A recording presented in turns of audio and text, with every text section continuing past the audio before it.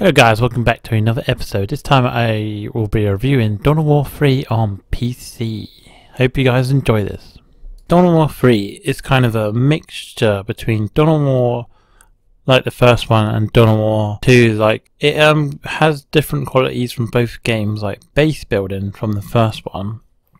But they've taken away the turrets for like Space Marines, which I find really strange, because some of the other races have base like turrets or base defenses or something, and they've got elements from like the second one where you capture these resource points to get resources, and also like elements from like MOBAs such as Dota 2 where you have to protect this power core in the middle of your base, which is very irritating. Sometimes you like, if you play a 3v3 match, you can get overwhelmed quite easily by the other team if you have two like bad team members, and you can't really build that many units, as you need resources and to capture resource points to get different units. Like also you have these things called elite units, which you get by getting elite points, and you can also capture elite like requisition points to get them quicker. I'm just going to start off reviewing by talking about the graphics. I think the graphics are good.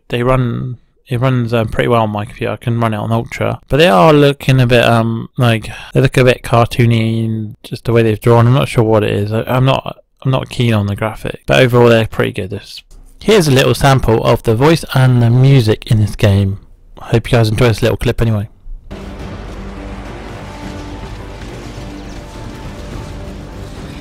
The chapter master, Gabriel Angelos, defied the Inquisitor's blockade and came to the aid of House Varlock.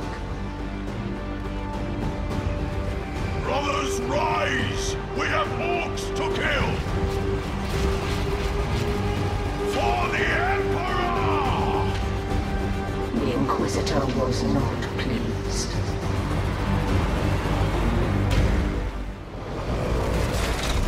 If we don't defend that breach, Varlock Keep will fall!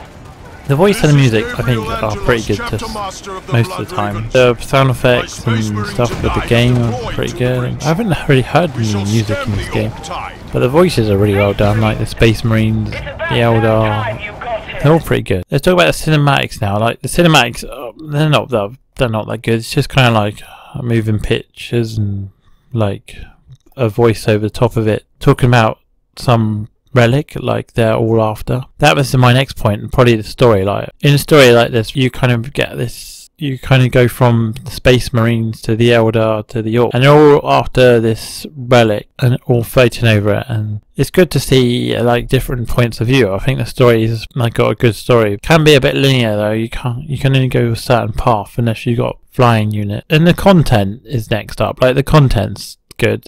You have 3 different factions: the Space Marines, the Eldar, and the Orc. But what I don't like about the content is like the base building's like been really stripped back. It's like just basic. But in the future we can have like community mods and stuff like that. So maybe someone might mod it and it'll get better. And also like some of the races like I like quite like playing with in the old games was Necrons and the Tau, but we haven't got those. Hopefully they'll be in DLC or something. Let's talk about the controls. Well, like the controls are good. I can just use the mouse, but it would be good to like rebind the keys, which you can't do, which is kind of annoying because you need to rebind the keys to select different units. But overall the controls are okay. The gameplay is the last thing I will talk about. Like the gameplay is okay. Like you capture resource points. I've said that before, like you capture resource points to get more acquisition. Problem is, if one of your team members leaves the game and the AI takes over, it's just like the AI doesn't know what it's doing, and it sort of like sends out units and